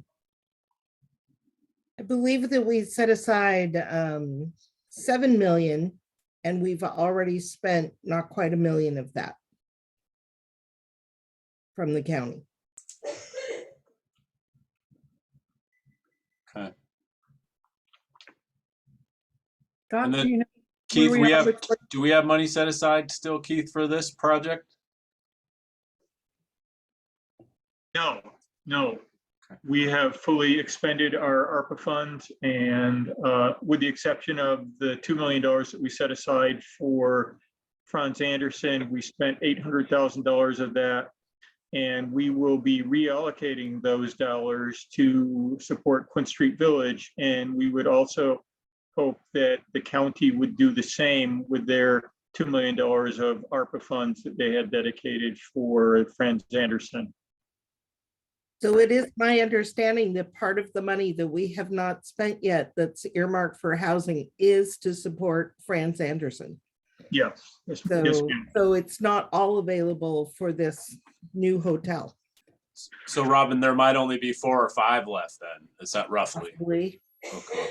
Okay, and I see Scott has his hand up, so hopefully he can answer that. And I'm not sure if Tumwater had money set aside for that or not either. So Scott, then John. So maybe the relevant question, I guess, I don't know if Tom, you're trying to queue up to get direction from the Regional Housing Council. And I feel like I've been somewhat involved, but I have to admit, I'm missing some key pieces of this. So it's hard to sort of provide affirmative direction until we have some of those pieces sort of figured out. Because at one point I thought the county had 7.5 million. We have roughly 6.8. And I know we just had that recent decision by the state, and I'm still unclear what direction we're all going to go. And I think you guys had a meeting yesterday. So I think maybe the best we can do is that there's urgency that we need to get some answers here very quickly. But it seems like the jurisdictions need to get together again, just to make sure who's on first, who's on second, or what's on second. Because if we're going to advocate, I don't at this point don't know what I'm advocating for without some of the key details. Because I think we're relying from Lacey's perspective on county help if we're actually going to be able to pull off a large acquisition like this. Yeah, no, and agree. I understand that. And this wasn't expecting, hey, all this makes perfect sense. And but I kind of do recognize that my hope is that the jurisdictions can get together and maybe sit down and kind of with a whiteboard or an Excel spreadsheet and kind of cost this out, but just kind of the recognition that this needs, in order to prepare that application for the 11th, this needs to happen very quickly. So, but yeah, not expecting that kind of firm commitment tonight, but knowing that we need to kind of sit down and kind of pencil this all out. How soon do you think we could do that? I mean, we can meet this week and early next week. I guess it's a question. Do we have access to Romero? Like if that is a question. So Romero's not here next week, but it's really going to rely on direction of the Board of County Commissioners. So, you know, we could certainly talk about that next week, and I want to defer to Commissioner Mejia, our chair, but.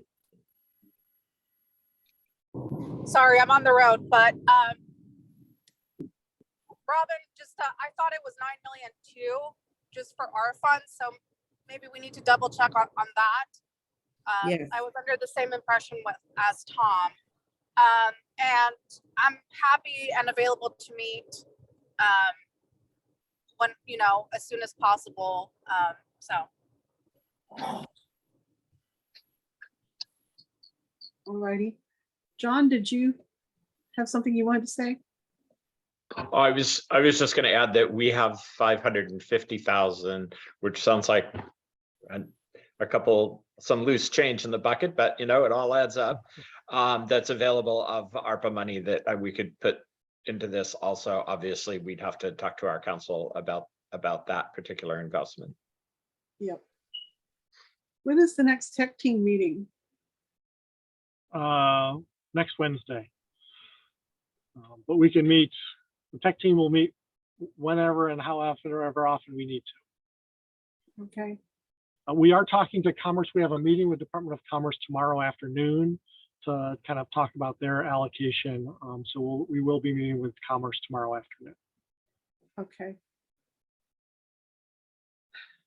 Well, my feeling is, and I'm just speaking for myself, that this would be a real lost opportunity to just walk away from. But I think we have to have eyes wide open and realize, there's only so much of our staff to go around, and, are we compromising other efforts to do this? So I think it's going to require some soul searching. Anybody else? I Carolina? see Danny has her hand up. Yeah, I'm just know that there is a very short turnaround time for this, a quick moving target. And I just wanted to go back to the question that Jim had asked before, that there's been an ongoing conversation around hotel acquisition. And I'm just wondering how these conversations knit together, like, because it sounds almost like a different conversation that what has been being had over however many months. Yeah, they knit together in a changing day by day, week by week kind of fashion. So there was, right, the Oyo Hotel has been out there, and that's kind of on property, and that's been a whole separate conversation. So I think that's separate. There was a hotel that was identified and was under discussion for a period of time. That has since fallen through. This second hotel is now a new hotel that's recently been identified, that a purchase and sale has been. This developer went ahead and moved ahead, being aggressive and got agreement. So there has been, and that's one of the reasons we kind of talk about these hotels vaguely, because things have fallen out and come on board. So there has been a hotel that was discussed several months ago has now dropped out, and now there's a new hotel that is kind of under discussion. So that may be some of the confusion.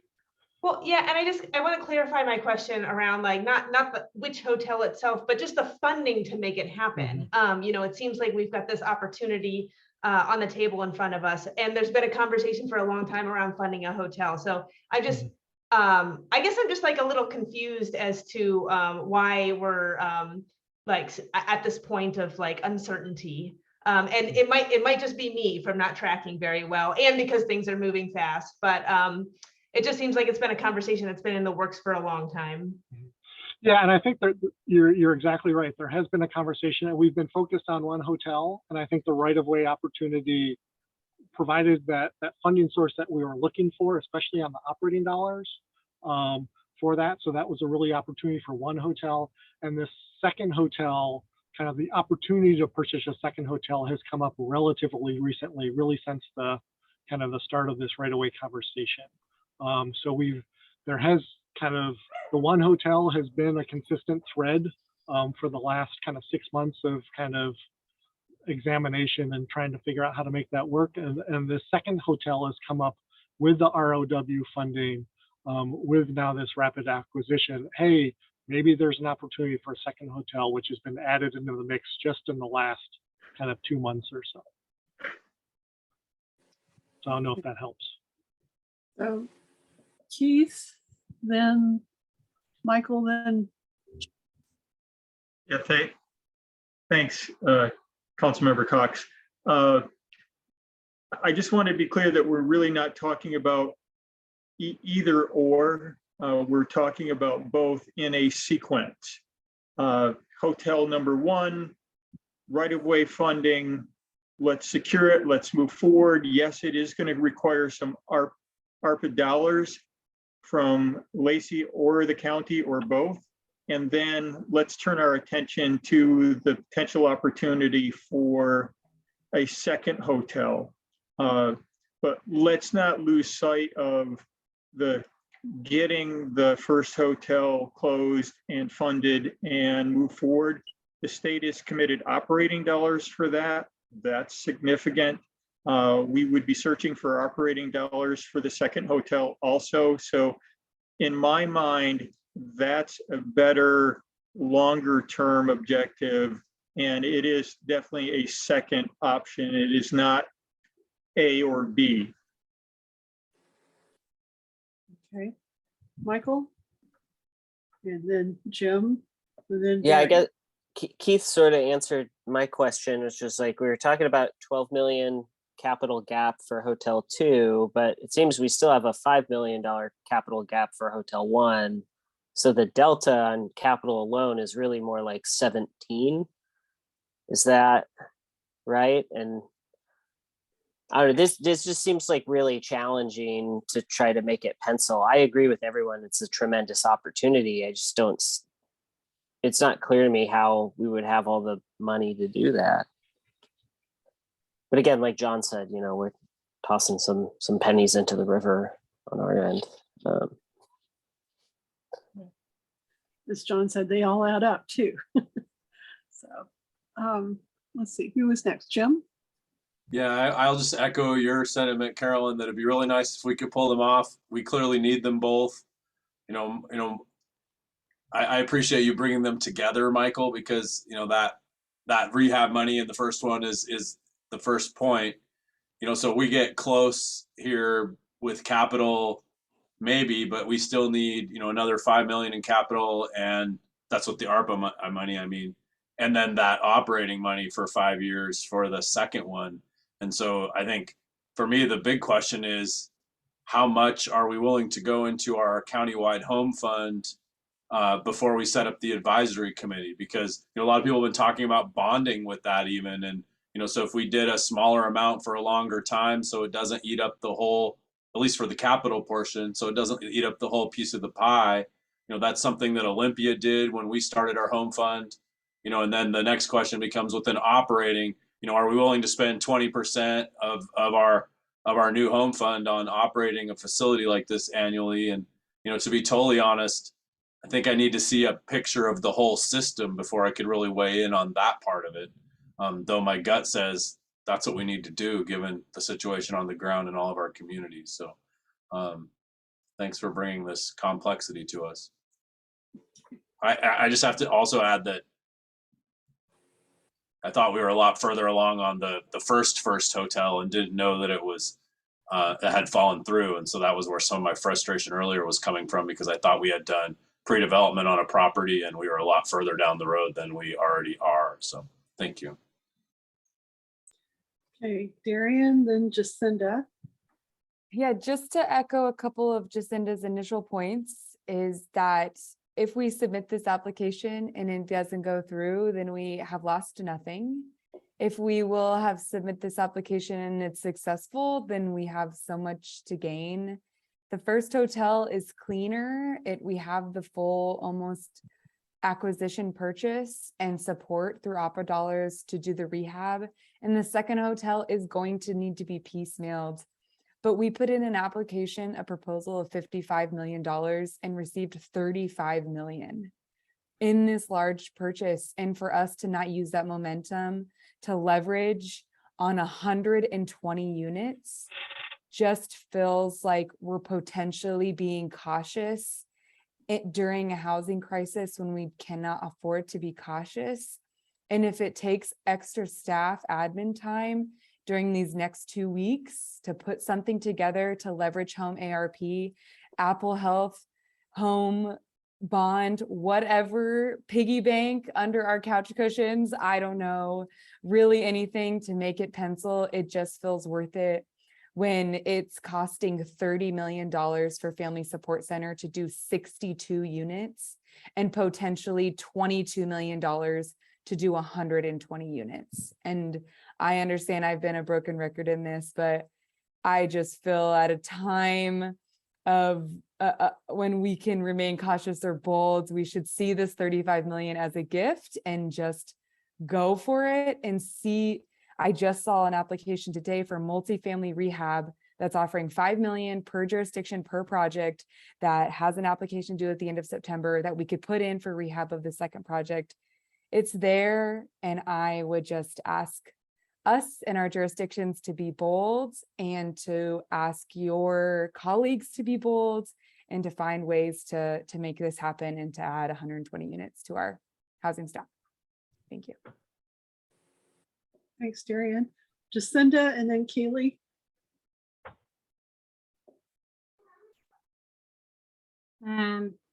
I want to acknowledge, without seeing all the numbers and having this conversation without something in front of you is very difficult. So I have been running a lot of numbers lately.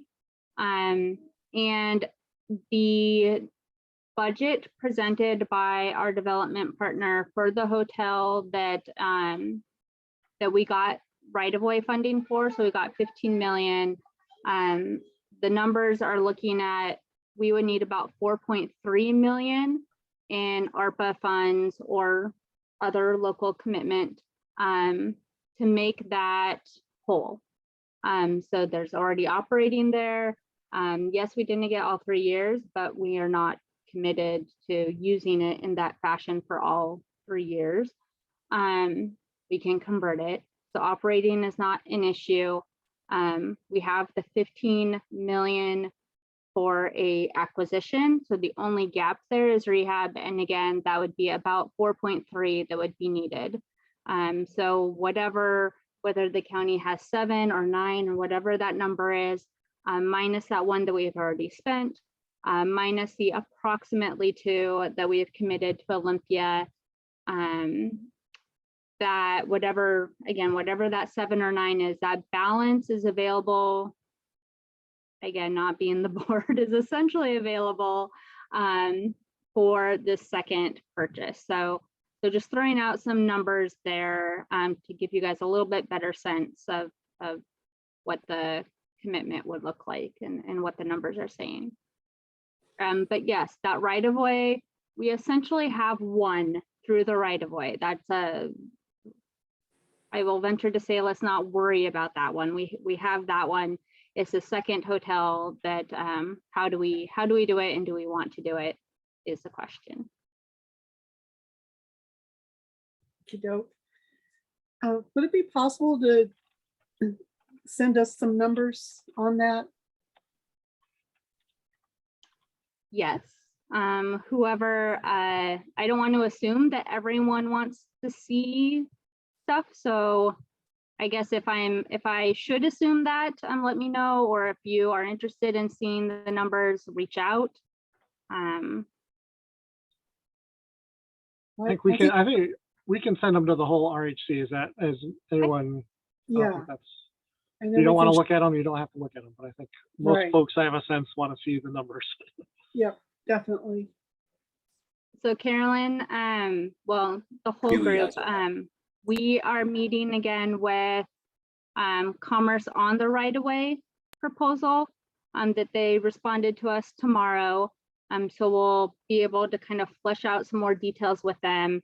And then that will, so I've already started to kind of look at that second hotel. If it goes through the competitive process, what will be needed of that. So I'll send out a spread of numbers, so that will include funding, a development budget, including rehab, and it will also include a sources and uses. And for the right of way, the one that goes through right away, and then that second one that could go through this competitive RAC application due August 11th. So you'll see 2 sets of numbers. Okay. Thank you for that.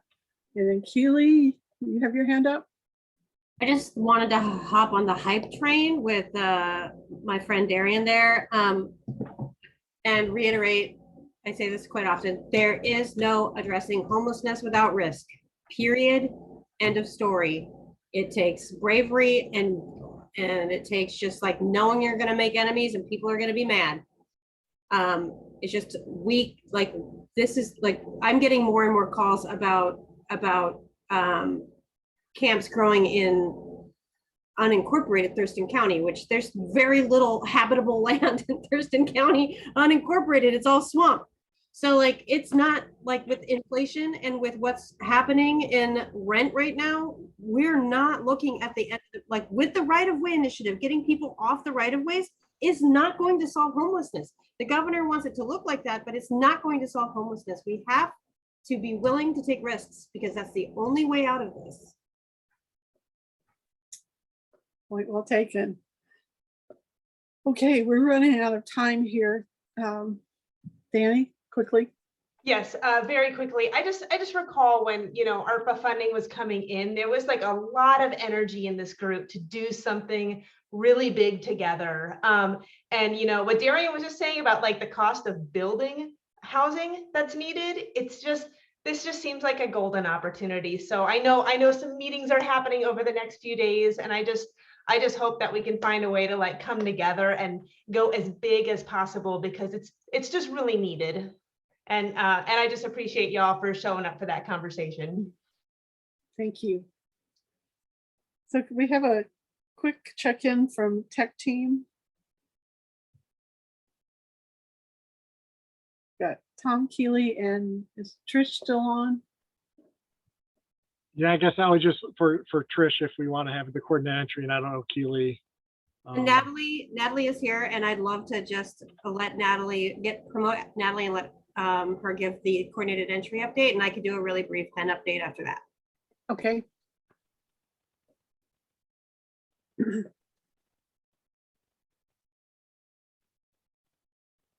Here she is. Welcome, Natalie. Hi, thanks for having me. So I'm Natalie Scobert. I'm the Deputy Director at Family Support Center. And quick coordinated entry update. Obviously, there is a gap for single adults in our system right now.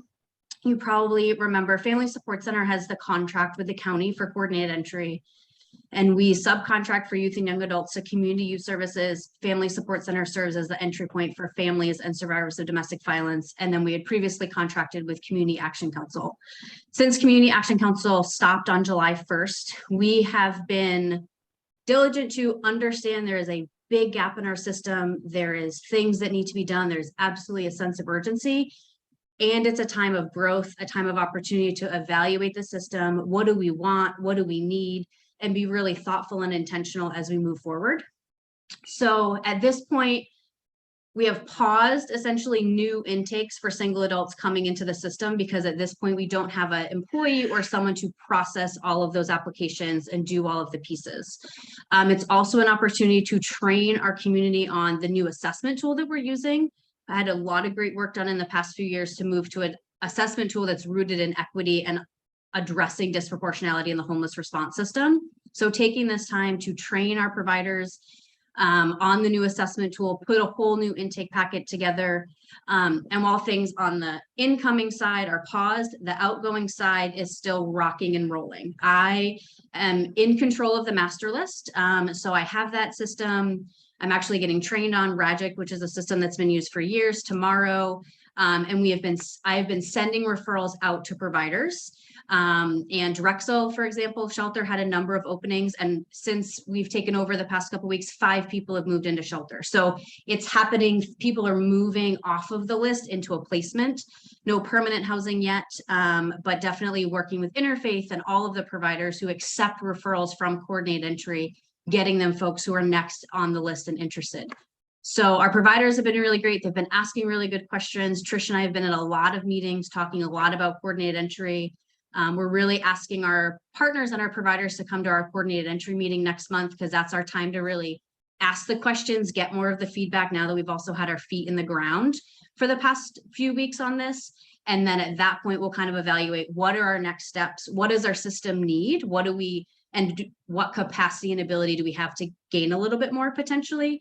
But also just have the sense of urgency, but also be really thoughtful and intentional with how we handle this. So, and as it relates to rights of way, I've been working with providers and outreach teams to let me know when we have a right of way participant, and I'm marking that on the master list to say, okay, Interfaith, you need spots. Here's our next right of way people. So we've trying really hard to have feedback loops despite the gap, but try to at least get people off of the list and into placement. So lots of other things, lots of phone calls, lots of questions, lots of like, oh, I didn't think about that. But again, also just an opportunity to really learn and try to develop the system a little bit more, because it's our community system. It's not Family Support Center. It's not the county. It's our community system. So we really want this as an opportunity to let's make it better. So it's a time for growth. So that's a real quick version, and I'm happy if anyone has questions. Anyone? Michael? Well, first, just thank you for everything you and your organization is doing. it's obviously an emergent issue in time. Can you just define a bit further what you mean by you pause new intakes? Like, what does that translate to on the ground for somebody who calls? How do they experience that differently? Yeah, so what that means is rather than someone immediately or scheduling an appointment to do an intake with a single individual, for my organization, as I'm getting calls, I'm taking their information, I'm figuring out who they're also connected to, so that when I'm ready to resume intakes, I'm calling them first. So I literally have a spreadsheet that as I'm getting voicemails, I'm listing people. We've received a lot of calls about hens, so we're immediately calling those folks back. But because I don't have someone right now to do intakes, and those partners in the community that would be doing intakes are using an old version, we're just not doing any new intakes and trying to stay connected to them as best as we can, so that when we're ready, hopefully in the next couple of weeks, that we'll go back to the people that have been calling and reaching out. Okay. So no one new ultimately is getting on the master list at this moment, but people are getting off of it, or at least getting referrals out. Okay. Thanks. Yeah. Anybody else? Thank you so much, Natalie. Hey, no problem. Join us today. And Keely, you said you had a thread you wanted to pick up for the rest of it? Yes, I'm gonna try having my camera on, but every time I do, it slows down. So Hen, our team and other teams at the county have been working pretty much full time on ensuring that about 260 current Hen clients that are housed under the Hen program will receive August rent. We have been working with our fiscal department at the county. We have been working in our office. Jessica Olson, myself, Ariel Benson have been just plowing through, working through, just trying to make sure that people get paid. So that's happening. Everyone will be paid for August rent. They will have their August utilities paid, and they will be paid on time. Sorry about my dog. And then on top of that, we have on an emergency basis contracted with Partners in Prevention Education, PIPE, to provide up to 3 months or so of case management, because one of the things that the HEN program really requires is that case management level interaction. And our office, we do not have the capacity to do good service to those that are really needing some help. So, oh my goodness.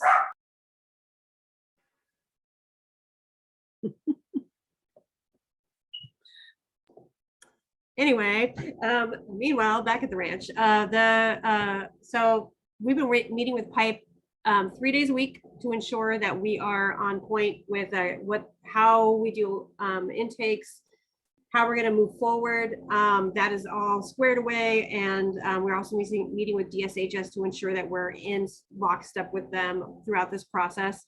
And then we will be issuing an RFP to our community for agencies that are interested in taking on the HEN project as a whole or in part. That RFP will go out. Included in that RFP will be a $200,000 contract for rapid rehousing. If you recall, Community Action Council also decided not to renew their rapid rehousing grant. So we will be issuing that alongside that, or within that RFP as well. And in our fiscal department is amazing, and we've all been pushing boulders up mountains together. I have new best friends now, and it's a lot for the county, and the county's processes are, very much cross the T, dot the I, and not as swift as maybe an outside agency can move. And so we're hoping that we'll be able to move forward with just for 3 months, contracting with Live Stories, who also is doing our rent assistance payments, to just push payments out. So our office will continue to be kind of the thoroughfare, the nexus between case management, intakes, DSHS, getting vouchers ready. We've cleaned up like all of the vouchers so that if that moves forward with Live Stories, they'll get a very clean Excel spreadsheet of everything they need in order to just get payments out the door. So we're working it. We're doing our best with what we got. And I think we're doing a really good job. On top of the right of way. On top of the right of way, absolutely. Well, I'm glad Robin is here to hear that, because I know your staff has been really doing double duty, triple duty, whatever that looks like. So thank you for that. We're a few minutes past 6, but does anybody have any burning good of the order issues that it would be a crime not to hear? Okay. Well, thanks, everybody.